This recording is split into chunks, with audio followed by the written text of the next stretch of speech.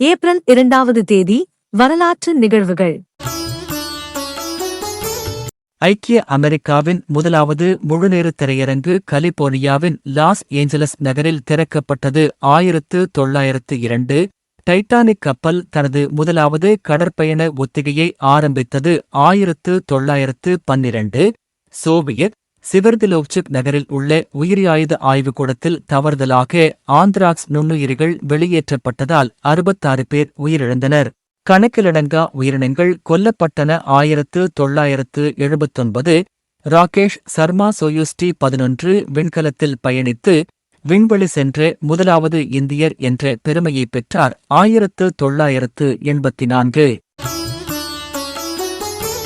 ஆப்கானித்தானில் இடம்பெற்ற பெரும் வெள்ளப்பெருக்கினால் 512 பேர் கொல்லப்பட்டனர். 2007.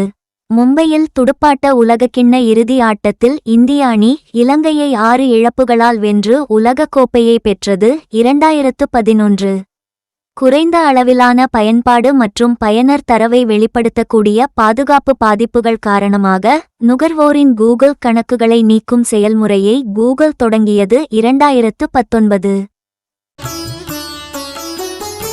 பொருளாதார உறவுகளை வலுப்படுத்த ஆஸ்திரேலியாவும் இந்தியாவும் $12.6 பில்லியன் மதிப்பிலான வர்த்தக ஒப்பந்தத்தில் ECTA கையெழுத்திட்டன. 2022. இஸ்ரோ இந்திய விண்வெளி ஆராய்ச்சி நிறுவனம் கர்நாடக மாநிலம் சித்ரதுர்காவில் உள்ள வானூர்தி சோதனை வரம்பில் மீண்டும் பயன்படுத்தக்கூடிய ஏவு வாகனத்தின் தன்னாட்சி தரையிறக்க பணியை RLV-LEX வெற்றிகரமாக நடத்தியது. 2023.